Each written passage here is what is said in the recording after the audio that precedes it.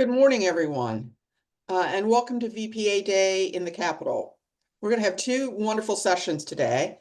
First one, which we're about to start, is Election Reflections. I'm Betsy Edwards, and I'm the Executive Director of VPA. Today, we're going to hear from three well-known political experts who can provide us with insight into the political and policy impacts of the most recent election, which I'm sure we all want to hear about. A few housekeeping notes. You all will be muted during the session, and we will have time at the end for Q&A. So please be sure to type in your questions into the Q&A field, and you can do this as the speakers are speaking so that they'll already be there. And our presenters will try to answer these questions at the end, and as many as they can get to. Dina Meredith, our communications manager here at VPA, will be managing that Q&A period at the end of the sessions. So now I'd like to introduce our presenters. First, we have Dr. Bob Holsworth, who I'm sure many of you know. He is the team lead. I'm going to have to read this to get it correct. He's the team lead for higher education and civic engagement projects at Decide Smart.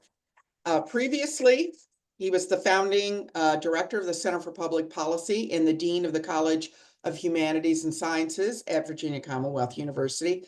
Bob has held key roles in major governmental initiatives, including executive director of the Governor's Commission on Efficiency and Effectiveness, and he serves on the Board of Visitors at VCU, and he holds a BA from Seton Hall University and a PhD from UNC Chapel Hill. Go Tar Heels. Keren Charles Dongo is our second presenter today. Keren managed Senator Tim Kaine's successful 2024 and 2018 re-election campaigns, and most recently, she served as his state director, overseeing constituent services and outreach across Virginia. She has held significant roles with selected elected officials, and those include Senator Mark Warner, Congressman Bobby Scott, and she's played a key role in crafting the 400 Years of African American History Act. Keren serves on the Virginia African American Advisory Board, and she holds a BA, MA, and JD, and she lives in Northern Virginia with her husband and her daughter. Our third presenter, last but not least, is Matt Moran. He's a 10-year veteran of Virginia politics and public affairs, currently serving as a senior political advisor to Governor Glenn Youngkin. He has worked on multiple statewide campaigns. He's advised two House speakers and represented a wide range of corporate and nonprofit clients before the General Assembly. A Southwest Virginia native and University of Virginia graduate, Matt lives in Richmond with his wife, Brooke, and their three children. We're happy to have all three of these presenters today, and we look forward to hearing more from you. So with those introductions, I turn it over to the presenters. Thanks much. Thank you so much, Betsy. I'm going to talk for 10 or 15 minutes with just a basic overview of the election, and then get to the more interesting part, which is the perspective of Keren and Matt, both on the elections that are coming up, and on the General Assembly session that's emerging as well. So let me just begin with some reflections on the election. I'll start very, very briefly at the national level, that what we saw here was an outcome that was in some ways relatively close. The final vote in terms of the popular vote, Donald Trump won by about 1.6 points.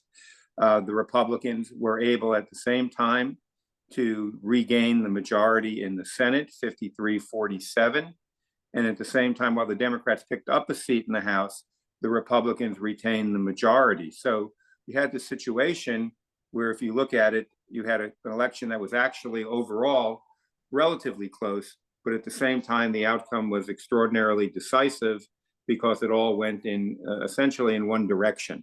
Republicans keeping control of the House, taking control of the Senate, and Donald Trump winning all 7 battleground states in the presidential election.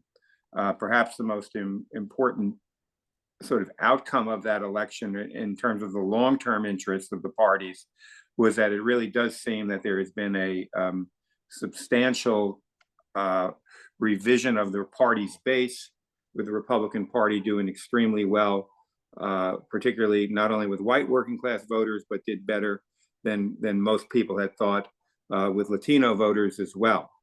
Democratic Party base turns out to be in the states that are most highly educated. Of the 14 states with the most highly educated populations in terms of college graduates, the Democrats win 13 of them, but were not able to win the key states that they needed to in the blue wall, particularly Wisconsin, Michigan, Pennsylvania, where again, all those elections were relatively close, but they all moved in one direction for the Republicans.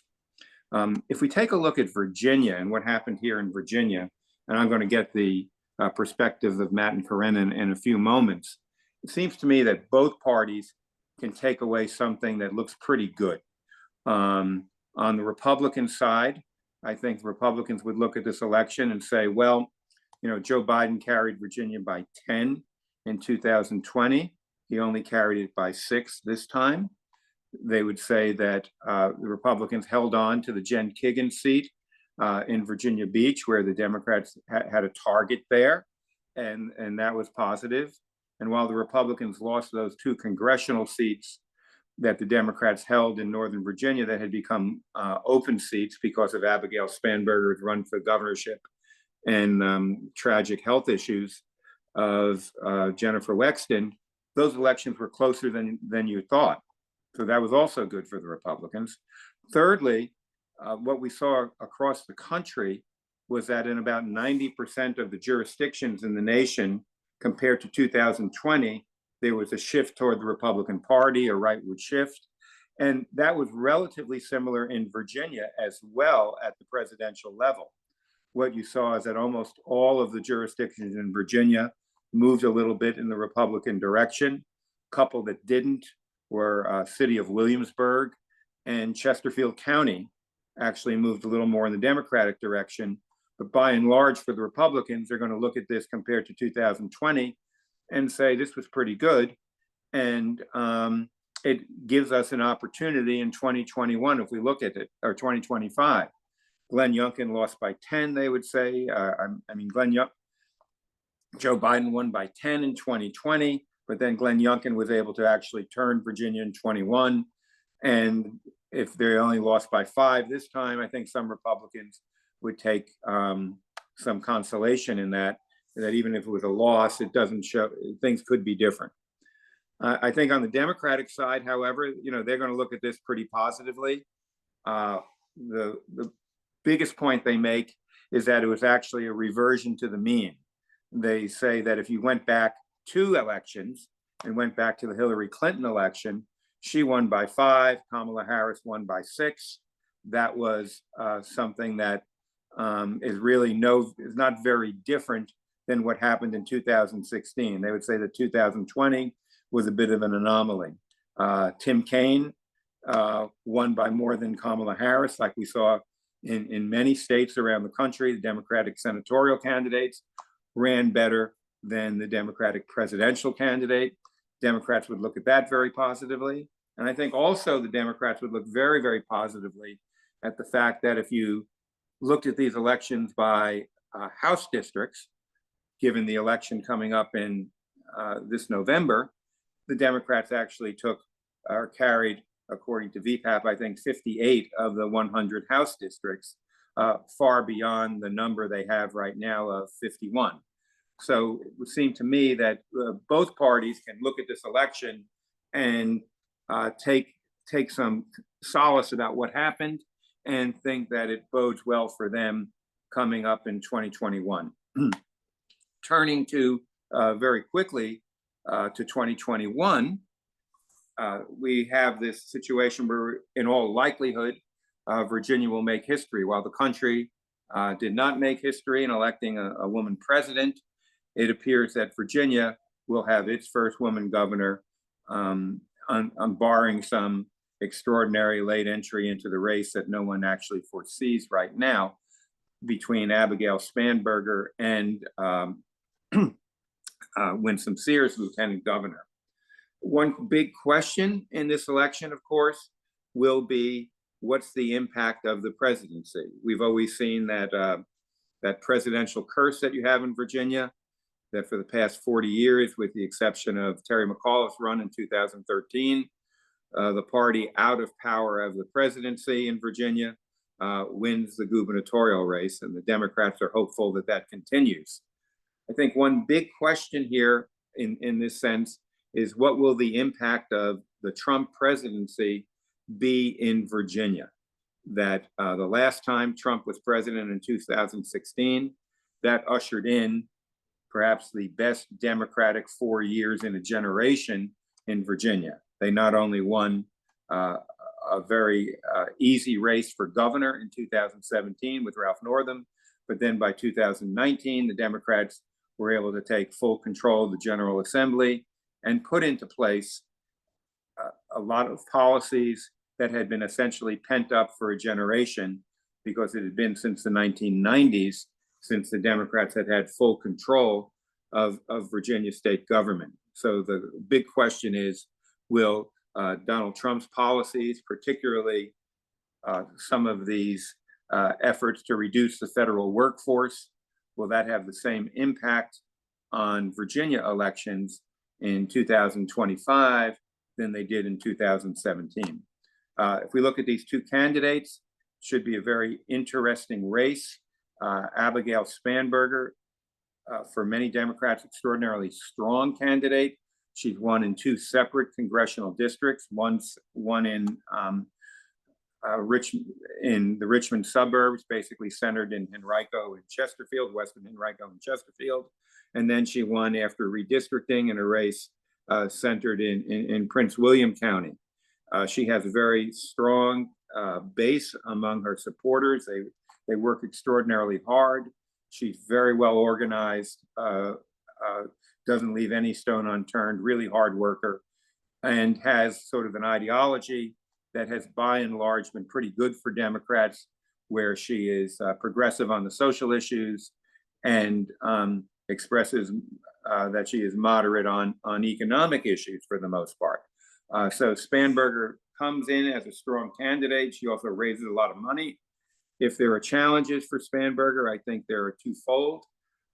First, she's never really, I think, had to run a race which was totally dependent on, or very dependent, put it that way, not totally, but dependent on mobilizing large segments of the African-American base. She's going to have to do that to win in Virginia.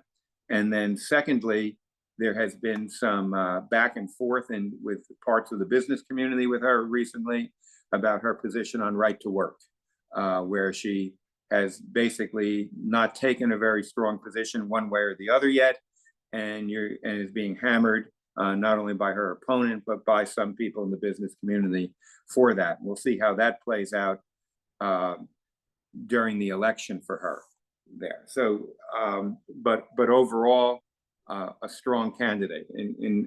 On the Republican side, you have Lieutenant Governor Winsome Sears, who is a person who, among the base of the Republican Party, is seen very, very favorably. They're going to work very hard for her. She has some kind of Trump-like positions, even though she didn't necessarily support him as the best candidate for the presidency, a year ago.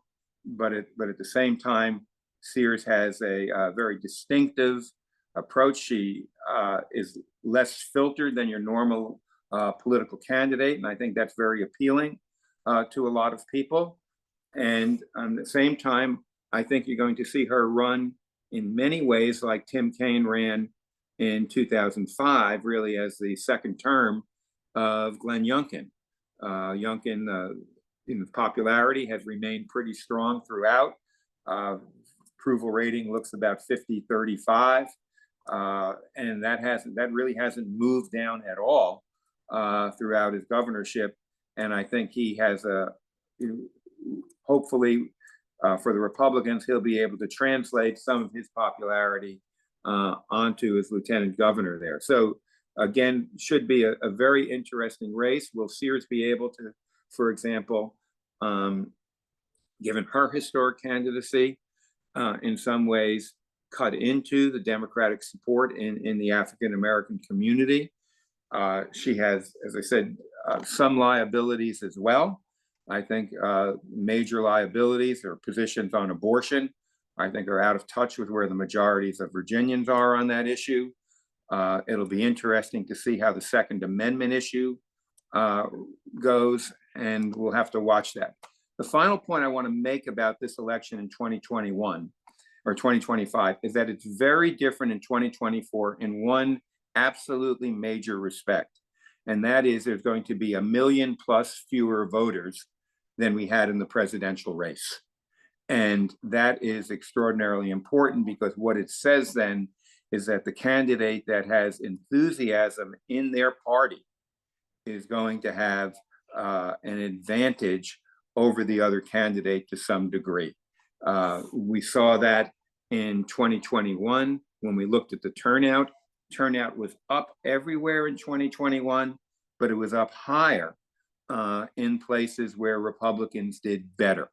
And so Glenn Youngkin was able to mobilize, particularly in rural Virginia, extraordinarily well. And he also did very well in Hampton Roads. And I think it was a shock to many Democrats. If anybody had told you before the night before the election in 2021 that compared to Terry McAuliffe's first run in 2013 against Ken Cuccinelli, he was going to run better in Fairfax, Loudoun, Prince William, Richmond, and Henrico, and Chesterfield and lose, you would have said there's no possibility. But the reason that it occurred was the total Democratic collapse in rural Virginia, the fact that Youngkin ran extremely well in Hampton Roads, and then beyond that, had a greater turnout advantage and an enthusiasm advantage. So one of the key points in this election is that there are 1 million fewer voters, and the party that's able to generate the turnout among their supporters has a big advantage. Finally, in the House of Delegates, I would say the Democrats start with a better card than the Republicans in this way because they have a 51-49 advantage. If you looked at the last election and looked at the places where you had really close elections, the Republicans won more of them than the Democrats did in the House. And that, I think, provides some opportunities for the Democrats. I'm not sure they have opportunities in 58 districts, as they've been saying after this election, but I think their hand is a little stronger than the Republican hand coming into this.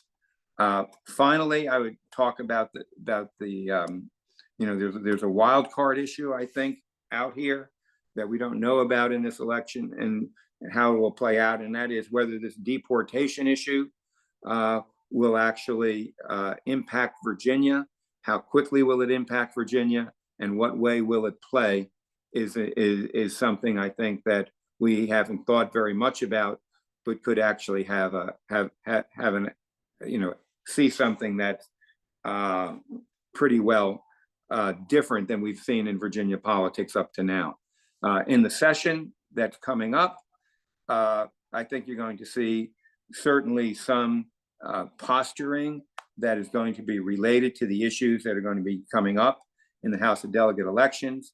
You've already seen the Democrats put forward the beginnings of 3 constitutional amendments, restoration of rights when somebody has served their time, embodying the principles of Roe v. Wade in the Constitution, and protecting gay marriage in Virginia if the Supreme Court actually abrogated it in some way.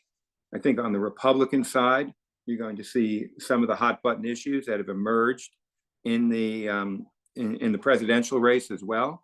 I think you'll see some issues about whether trans kids can play sports.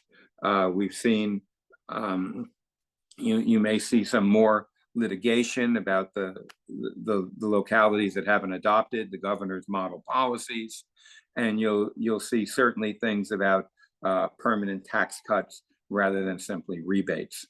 But so that's kind of where we are. Going to be a fascinating year in Virginia. A lot of people don't like the fact that we have these elections every year. I love it. I call it the political pundits' full employment policy. And at the same time, what we note is that this is going to be seen, the 2025 election here in Virginia, because we are one of 2 governor's races, are going to be seen not only as maybe a referendum on where Governor Youngkin goes in the future, and we can talk about that in the questions. But we're also going to be perceived as the first election of 2026 nationally. So that's why this election is going to be critically important, not only here, but across the nation. So let me turn to Keren and Matt with some questions. And let me just start by asking you, and I'll start with Keren, what was your take on the election in 2024 and what it means for Virginia? And I'll ask Matt the same question after you finish, Keren. Great. Thank you so much, Bob. You really outlined everything, including our, Democratic positions and posture. Virginia's election in 2024, as you already stated, was just so different from the nation. And I think there are really particular reasons as to why that happened. And the first thing that I want to say, first of all, I've been with Senator Kaine since 2011. So I have a longevity with him, and I know how he runs elections, and he really ran hard. One of the things that we teased him about, but he also noted, is that if you looked at his schedule during the campaign, you would think he was actually, that he was behind, because we really conducted the election like he was behind. And this is the reason why. This election cycle in 24 was very volatile. There were so many unpredictable elements that it was important that we ran in a way to ensure not just a victory, but a resounding victory. And one of the key elements of the Virginia election was, number one, putting the economy first and foremost, and number two, making the election about Virginia, which is what the senator did. Everywhere he talked, he spoke about the economy, and he spoke about Virginia, what it means to Virginians in every part of Virginia. If you followed his campaign in Virginia in 2024, you also would know that he spent a lot of time in Southwest Virginia, and the results of the election and his margins demonstrate that fact. So I believe, I know sometimes some will view Virginia's elections and say, oh, this is why, here are the weaknesses for Democrats. This is why it predicts doom in the future. But I see it very differently. I think as Democrats in Virginia, we know how to win, not only in Virginia. I think our win in Virginia could also translate to the nation if certain key elements were put into place.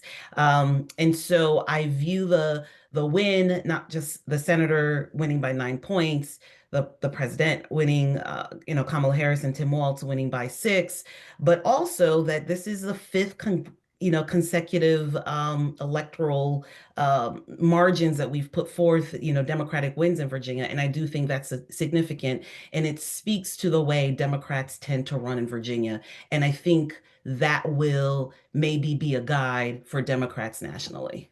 Mm-hmm. Matt?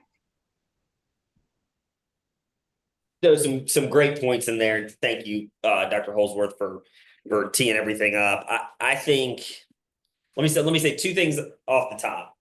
And this first one's going to sound obvious. Sometimes elections are like all about candidates. Sometimes they're kind of like all about like a big issue set and trends. And sometimes it's a little bit of both. I think this one's a little bit of both. And then when you get to the after an election, and this point you're doing the analysis, like it's pretty easy to just look at all the trends underneath. And certainly there's been a lot of conversation about, how many localities shifted right, demographic voting blocks that have moved or shifted towards Republicans, just what happened, there's a little population decline in Northern Virginia. It's picking up a little bit in Central Virginia, how that impacted sort of vote totals. All the things you talked about, Glenn Youngkin's performance in Virginia Beach in 2021 versus still, President Trump still, pulled up just a little short there, right? So like all of those trends, it's easy to just talk about that. But Keren made what I think is a great point. There are elections where candidates really matter. And, Senator Kaine, I'll say, just, out of pure objectivity, he's a good candidate. And that may be why you saw some separation between the Vice President Harris's numbers and his numbers. And so I think it's really important to understand that just because we're after an election, we're talking about all these demographic trends and then trying to project how's that going to impact Virginia in 2025, or what does that mean nationally? Like, candidates matter, and that's really, really important. So, Keren, I'm glad you made that point. The second thing I'll say is, I think the big takeaway about Virginia is, I'll put it like this: Virginia is still at the dance. I'm not saying like we're on the national dance floor right now, but we haven't left the ball just yet. And after the 2020 election, I think a lot of people probably thought that Virginia was sort of solidly in the blue category. Lots of people we were described as purple, then we were described as purple blue, bluish purple. Like, and at some point, I think people just kind of concluded, we're blue. You know, the first thing to actually prove that I was wrong, obviously, was the 2021 election. And again, a point where candidates really matter. And when you take advantage of a moment and you have a unique candidate like Glenn Youngkin, who can sort of connect broadly and has the ability to really drive a message, you can take advantage of that. But in the same way that anyone who wrote the GOP obituary stuff in 2020, you know, is now writing like, oh, this is all doom and gloom for Democrats, or, you know, Republicans are ascendant. You know, it's just like there's truth and pros and cons, or whatever you want to say, like on both sides of that. So I guess my big takeaway is, don't take away too much. Every election's different. There's different factors. And yeah, but at the same time, certainly good news for Republicans in here, you know, to see that many localities shift to the right. You know, to see Jen Kagan's get reelected. You know, the 7th congressional district is absolutely still on the board in the future. And yeah, come 2025, I think Virginia is going to be competitive all the way to the very end. I understand, you know, probably disagree with a lot of conventional wisdom that one candidate might be favored. Virginia is a dynamic state. It has had any number of shifts, and if you can read both of Frank's books, or any other history about Virginia, right? Like, this state is always shifting and changing. I mean, you know, you got all the regions. There's 5 states within a state. I think it's just really important for everybody to step back and say, just admit what's true. I'd love to sit here and just be smart and tell you what I think's going to happen. Just admit it. We don't know yet. And that's okay, right? That's, to me, those are the big takeaways from 2024. Hey, Matt, let me try to follow up a little bit for 2025 here. Yeah. And start with you and then ask Keren to weigh in. So on one hand, as we think about this gubernatorial election coming up, and we'll get to the specific candidates in a moment, you have a Republican governor who is quite popular. As I said, there's over a 50% approval rating, and that has stayed where it is. Hasn't moved down at all, despite some opposition that has emerged on the other side. But on the other hand, you have the fact that Donald Trump's return to the presidency gives the Democrats some sense that that could be an anchor around the Republicans. He didn't carry Virginia, and if Elon Musk and others start cutting the federal workforce in large numbers, and you have Mr. Ramaswamy out there saying that'll be good for people, that could reignite some of the opposition in Virginia and make the next elections more about Trump in some ways than the candidates. So how do you see Trump's, this situation where you have a popular Republican governor, but you have a president who's not likely to be that popular in Virginia? Yeah, and let me concede that I understand that scenario. And certainly as someone who served as Ed Gillespie's comms director after the November 2016 election, we have seen that movie in Virginia before. And I think, Dr. Holsworth, what you were describing is very much what we saw in 2017. We saw a gubernatorial election that was fairly consistent with Virginia's tendency to respond sort of opposite of what's happened nationally. And I think that's an okay position to default to as you think about it. I understand why people do that, but let me just give you an alternative picture, right? And you can talk about deportation, you can talk about downsizing and making the federal government more efficient. I mean, Secretary of the Treasury yesterday said we have to tackle the deficit, right? Like, so those are things to talk about. But you've also got a scenario where right now President Trump's transition is, I think, probably one of the most popular or has some of the highest approval ratings of any transition in modern history. CNN had a great poll yesterday that showed a lot of people are giving Donald Trump a chance at being president and think that he will do a good job, or that he will at least try to do what is good for the country. He will be a change agent. The border's a major issue. And in this election, I'm not one of those guys that likes to take a bunch of shots at the media. This election, the media gave the border a bunch of attention as a political issue, right? Like the back and forth between the two parties. Totally understand it. But it is an issue. We have serious increases in crime, crimes that are being committed by people who are in this country illegally. President Trump has made it very clear what he's going to do on the border. And, you know, as much as you could talk about deportation, you could also talk about people will see what he does and they will react. You know, Middle East and Ukraine, President Trump again has been very clear he's going to go pursue peace there. Whether you agree or disagree on the policy, like, now put yourself in a scenario where you're saying he has made major strides on the border, major strides on peace in the Middle East, and the economy is booming. All right. All of that is to say, I think it's a totally plausible scenario that the environment this time next year for Republicans, it may not be a 60-40, you know, Republican environment, but there's no guarantee it's going to be a 40-60 Republican environment either.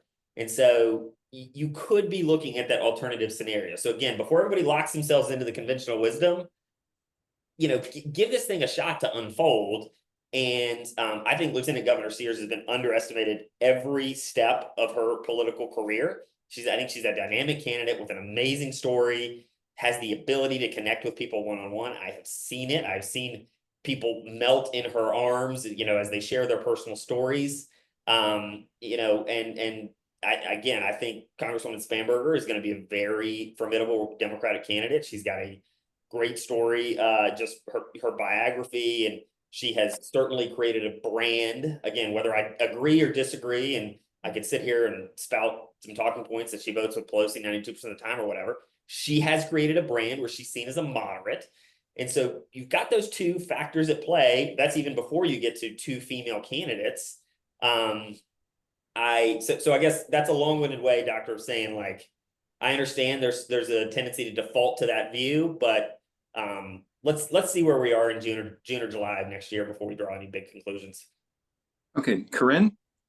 Yeah, I think I'll answer the question where I started in the previous question. I think the issue will be which candidate will make the election about Virginia and Virginians. I think that's critical. That is how Democrats, that is how we know how to win. That is how previous Democrats have won, by centralizing the Virginia experience and making a case to Virginians why democratic ideas, democratic economic ideas, democratic social ideas are better for Virginians.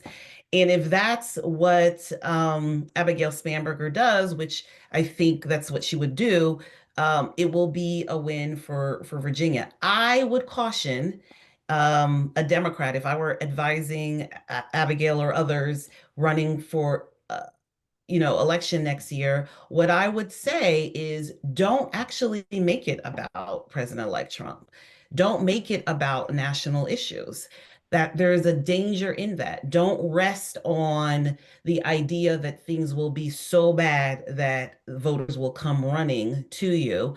It is so important that we make our case to voters. And when we do, as Democrats, we really do win. So my caution would be not to worry about what is going on nationally, but really know the experience of Virginians in every part of Virginia, recognizing that what Northern Virginians might be experiencing might be different from Southwest, from Hampton Roads, from Central Virginia. So ensuring that you are going around and understanding what is happening, how policies are being implemented, what effect it's having, that is really an important point. One thing that I learned over the course of the 24 election cycle is what the data might show might not be what people are experiencing. So the data shows an economic recovery. There's no question that the Biden-Harris,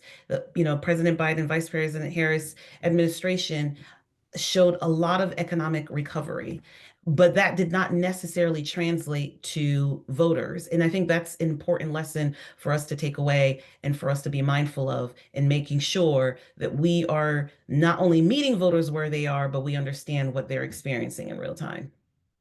Can I just jump in there? Sorry, Doctor, before you, and I'll be very brief. Oh, no, go ahead, Matt. I personally hope the Democratic Party does not take Keren's advice. Just ignore everything she just said. No, I say that jokingly. Look, that's exactly what Democrats said to themselves after the 2021 race. I mean, the McAuliffe campaign received a lot of criticism for overly focusing on Trump in 2021. And, obviously, I think regardless of the strategy Democrats may have taken in that election, I think Glenn Youngkin would have been elected governor because he put forward a vision. He's a great candidate. He's delivered as governor, all those things. But time and time again, I do see Democrats fall into that trap of they just think they've got one single meal ticket, and it's important for both parties to focus on Virginia. Republicans should do that too. I think they've got a great record to run on. Governor Youngkin's record on tax relief and education and public safety. Those are, obviously they're great jumping off points for the next governor to continue that work. And so probably one thing we agree on more than anything else is we should spend a lot more time talking about Virginia and what's going on in Virginia government and the policies that are impacting people here in the Commonwealth rather than all the, very sexy, glitzy glam stuff that's happening nationally. Virginia would be a lot better off if both parties spent more time talking about the Commonwealth. We'll see if they do. I mean, part of the issue the Democrats face, I think, is that they have to, motivate these presidential Democrats. And I'm not sure how motivated some of them are by Virginia issues as much as they are national issues, but we'll see. So let me just turn very quickly before we open it up for questions to the House of Delegates races. And I'll start with Keren. If you could just sort of handicap where you think they start and what might be some of the best Democratic targets that you see in this upcoming election.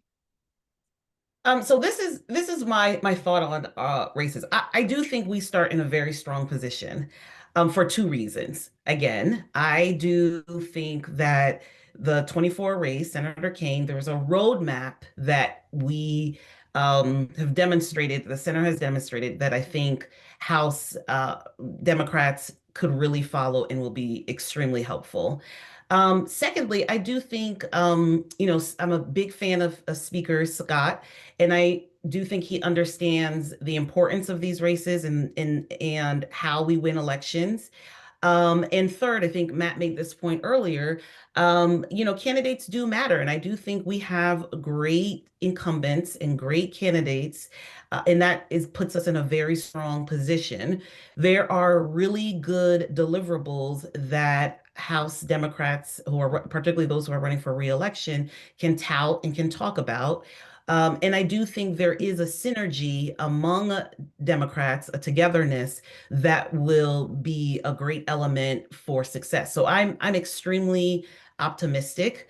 And if we can do this right, as we know how to do, if we stick to what we know, I do think House Democrats could be very successful.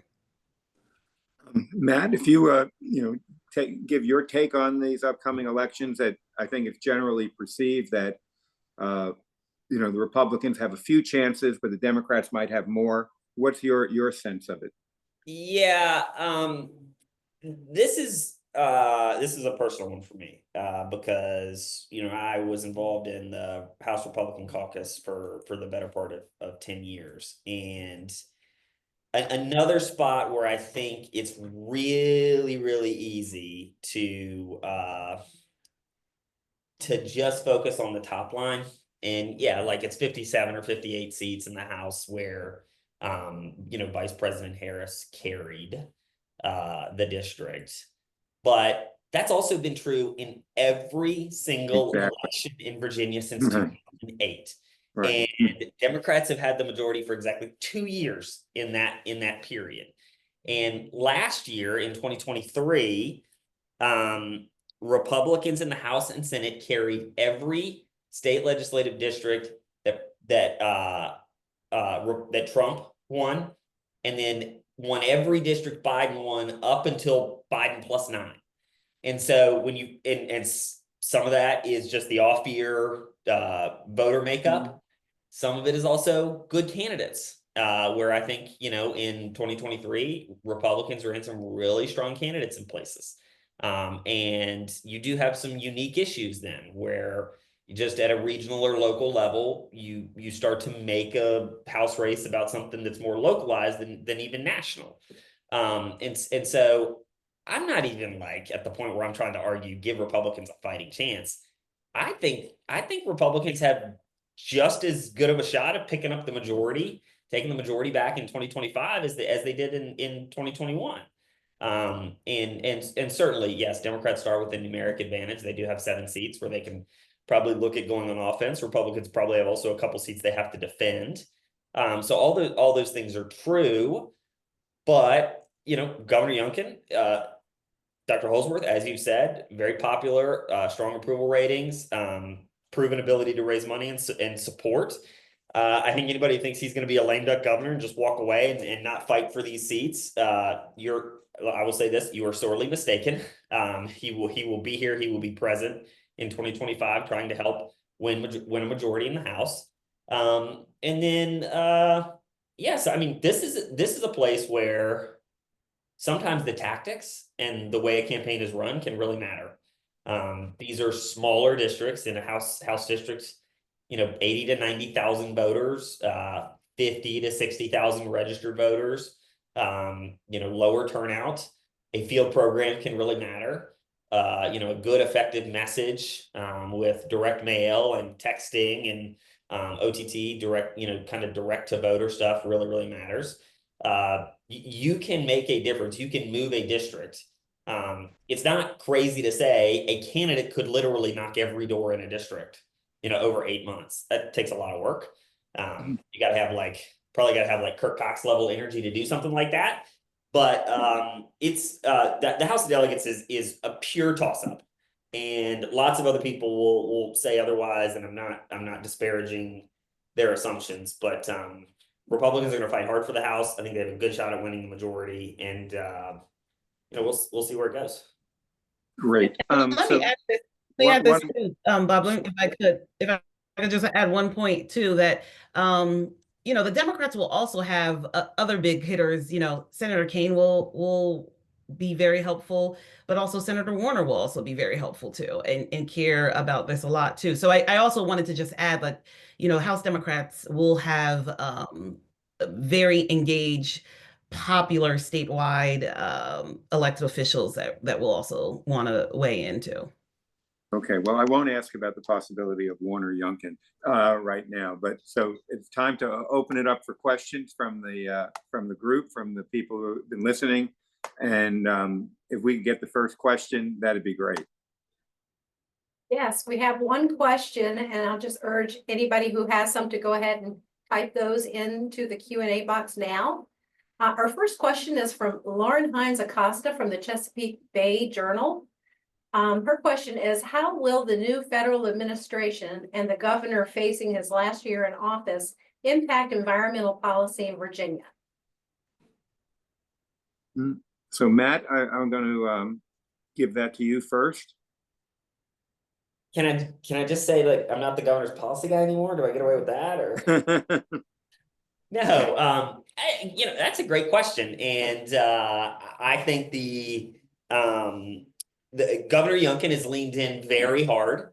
It was part of our day one game plan, part of the governor's day one game plan to be good stewards of our God-given natural resources, and the governor has worked hard. I think it started with an admission very early on that Virginia was not going to meet the 2025 Bay cleanup goals. But then to continue to work hard, the governor has consistently prioritized investments in things that are important to the Bay and obviously Virginia's environment more broadly. And that's, just, pull it out of my head here. Obviously, the agricultural best management practices. He has consistently proposed money to deal with our combined sewer overflow issues in Richmond. Money that has a couple of times not made it through the Democratic legislature and into the final budget. So, I think going into his last year, you will continue to see him prioritize those investments. And then on the national level, I'm not sure I'm in a great position to articulate what President Trump's environmental policy on things that are unique to Virginia are, but broadly speaking, we're a party that's committed to conservation. We like to say conservative is part of that, and we believe there are free market solutions to tackling our environmental and natural resource questions without having to make a false choice between choosing economic growth. And so that's certainly going to continue to be an issue for Governor Youngkin. I think one of the things that people are probably missing as it relates to the federal government in Virginia, at least through 2025, is that the governor and the president do have a very good relationship. That's been covered. I won't go into a lot of the detail, but Virginia's got a governor that can pick up the phone and talk to the president, or pick up the phone and talk to any secretary. And so probably a little bit of the hand wringing about what's going to happen to Virginia, I think is misplaced, because the governor's going to be able to have those conversations. And then, we also have two, senior influential senators in the U.S. Senate. And so if on the policy and governing side, we take Keren's advice and we all focus on Virginia, and the governor has great relationships with Senator Kaine and Senator Warner, when those three start working together on things, whether it's Hurricane Helene recovery and making sure Southwest gets the investments and the money they need, or the environment, good things can happen. Yeah, I was going to say, that's what I was going to add, that the three of them have definitely worked together for hurricane relief. All three, the governor, Senator Kaine, Senator Warner, have gone to Southwest Virginia numerous times to not only in real time, but also subsequently to ensure that recovery is happening. And Senator Kaine is extremely focused on the environment, focused on he's a big outdoors person.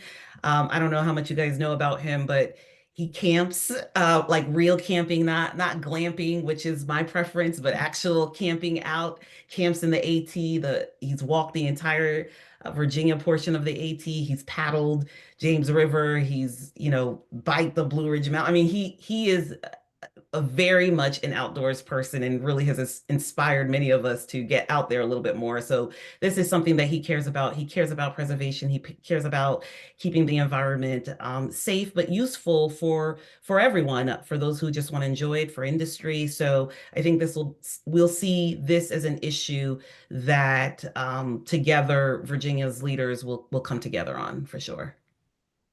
Yeah, let me just throw a little bit of a wrench in here.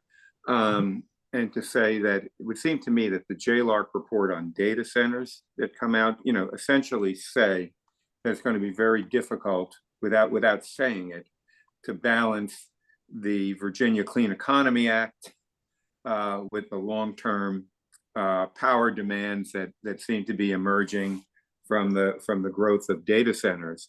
And it will be interesting to me to see how that plays out, not just in this session, because it seems to me it's a long-term issue that's going to be around for multiple sessions here in terms of how that plays out. Okay, next question. The next question is from Hannah Pampaloni of Loudon Now. Her question is, what are your thoughts on the two special elections, one House and one Senate in Northern Virginia, that could change control of the House and Senate during Youngkin's last year? And will the results of that impact the 2025 elections? That's a great question coming from Loudon. Matt, I'll ask you to take it first. Yeah, sure. They certainly have the ability to be impactful, and yes, they would decide control of the General Assembly. But you can also be honest about, electorally where those districts are. I think the Republicans have nominated two outstanding candidates, both of whom are focusing on issues that are important to not only the Commonwealth, but uniquely to Loudon. The car tax and the impact of, lack of permanently repealing the car tax is important there. Obviously, Loudon has from day one been kind of ground zero in the Parents Matter movement, given what happened there in 2020 and 2021 with the sexual assaults. You also saw the overdose issue in Loudoun County, where Sheriff Chapman had to announce that there had been a number of overdoses because the school maybe not had been as forthcoming as they should. That prompted Governor Youngkin's executive order on 24-hour overdoses. Delegate Servasin voted against the governor's amendments on the democratically drafted 24-hour policy bill, 24-hour notice policy bill, but that did not fully mandate 24-hour notification. That's been an issue. I know there was a couple stories on that the other day. I think all of those things are good opportunities for Republicans to take advantage of, and they should. There's been a little bit of money moving into those elections, but it's also fair to just say electorally, it is an uphill climb for Republican. We've got great candidates, great issues. We'll fight as hard as we can. I'm not sure at the end of the day you can take too much away one way or the other in going into 2025 on those elections, just at least where they sit right now. Yeah, Keren? Yeah, I mean, look, what I would say is, I constantly keep this line for Democrats. We should take every election seriously, and we should never rest on our laurels. And we're doing that in these two cases. I think we take the election seriously. We nominated two people who are from the region, know the voters. That was very important. And so this is not something that is going to be phoned in at all. This is something that you will, I've already seen activity of other Democrats coming in to help, a grassroots energy, and we're going to continue that effort, because every election, every opportunity is important for Democrats in Virginia, and we take it seriously. Yeah, I saw the New York Times did a piece, looking at this as some kind of signal of what's going to be happening, and by and large, this is a 20% Democratic district. If the Democrats don't win these districts, it's an absolute debacle for them. Hard to imagine that they would lose. I mean, always there are some upsets that can happen because of local issues, but by and large, I don't think these are anywhere near the signifier that the November elections are likely to be. Yeah, you also, and can I also add too that look, I think we said it earlier. Virginia has an election every year. In this case, we didn't even wait for a year. So election fatigue is real. And so it is important for us as Democrats to keep that energy going and talk to voters and recognize, like, we understand, we keep telling you this is the most critical election in your lifetime. And here we are 2 months later telling you again, this is the most critical election in your lifetime. So that is important. And we recognize that. And that's why you're seeing a lot of energy, because we know election fatigue is real, but we cannot close our eyes and phone this one in. We gotta put our energy into it. Yeah, Great. I was just going to add, you know, Virginia's had a history of special elections where maybe there's been a surprise or an upset. And I think we've gotten to the point now where both parties take them pretty seriously. And so the odds of a surprise or an upset have just generally, I'm not talking about these specifically, but have generally, you know, diminished. You know, we had a special in 2023, you know, this time last year, in Senate District 7, after at Virginia Beach. So and there was a lot of money poured in there, and then the district performed exactly how most people expected the district to perform. So, you know, when both parties take it seriously, you do kind of revert to the mean a little bit. Great. Next question. The next question, I'm not sure who it's from, is from an anonymous attendee. It says, if the federal Department of Education gets defunded, what does that mean for Virginia? Keren, do you want to start there? Yeah, look, education, I don't know, especially those of us on the line, education is just so important. And Virginians care about their public schools because we are fortunate in Virginia. Virginia has some of the best public schools. And I do think voters are going to guard that very closely. We don't want a defunding of our schools. We don't want a defunding of the opportunities for our children. There is nothing that we're doing that we can't do better, and we should always strive to continue doing better. But we're very fortunate in Virginia to have really great public schools. This is an issue that the senator cares about. The senator's wife is also very involved in education. Public education is something that's important to them. Ann Holton, Secretary Ann Holton, she was part of the generation, her and her siblings desegregated Virginia schools. So, you know, part of walking in and really desegregating. So we have a history here, and we have to guard that history. We have to know that history, and we have to, I think, continue to protect our education because it's opportunities for many people, many constituents in Virginia. And I think you will see, because this is something the senator cares about, and many of our Virginia leaders and many of our General Assembly Democrats care about. So I do think Virginia public education system will be something that will continually come together to make better, but also to, you know, protect that opportunity of public education for our students. Matt? Yeah, that was an anonymous question. It was a silly question. No one has proposed defunding the federal Department of Education. That has never been talked about. President Trump has talked about eliminating the Department of Education and sending money back to the states. But, like, let's have an intellectually honest conversation if we're going to talk about this. And, you know, beyond that, what I would say is the governor he's been very clear, and look, he ran on this. We need an overhaul in education in America. And he's worked very hard in Virginia to raise standards, to invest more money, record education budgets, 17%, I think, cumulatively in teacher pay raises. And, you know, again, not to like just be a hack, he throws out just the governor's positions. The idea that states should be able to do a little bit more in education to be able to freely innovate, maybe with a little bit less of a thumb on the scale from federal bureaucracies. You know, I think that's an okay idea. That's a good idea, and that's where the governor's been, is that states should be able to do more. The quality of education is driven at the state level. Certainly, that's what the governor's been focused on. Education is important. Keren and I, every Republican, Democrat agree on that. Like, you can't have education is the gateway to opportunity for anyone, no matter where you come from. And we should be working together in a bipartisan way, recognizing we may disagree on some of the specifics to continue to promote education.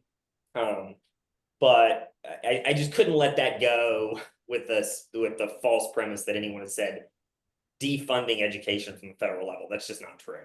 So I'll leave it at that for Okay, And I just want to just emphasize a point of education being so important and funding education being important, because it's also something that's important to the senator is funding IDEA and special education. So I think it's, you know, I don't, it's important that we don't leave any segment behind, and special education is also really important. Sometimes we talk about education without mentioning it, and I wanted to raise it here that it's really important. Funding for special education programs and teachers and the quality is really important. I think that we'll find that, at least from Senator Kaine, that this is an important issue to him as well.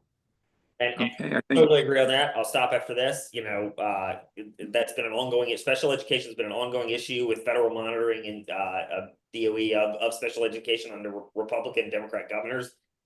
Finally, within the last week, the federal DOE has announced that they are no longer monitoring Virginia's special education work, and that's a huge accomplishment for Virginia, regardless of who tries to take credit for it. It is something that every governor for more than a decade has been battling with. okay. Betsy. Yes, sir. You noticed I got back on here. I'm sorry, all of a sudden I disappeared. Yeah, thank you to all three of you for this. It's been wonderful. We appreciate your time, your viewpoints, and all the information you've provided us today. So thanks to everyone. You can go out of this Zoom call and come back in at 10:30 for the one with Amy Perrin-Seibert on the budget. So thanks to all. Thank you. Disappeared there, sorry. Thank you. Thank you. Thank you. Thanks.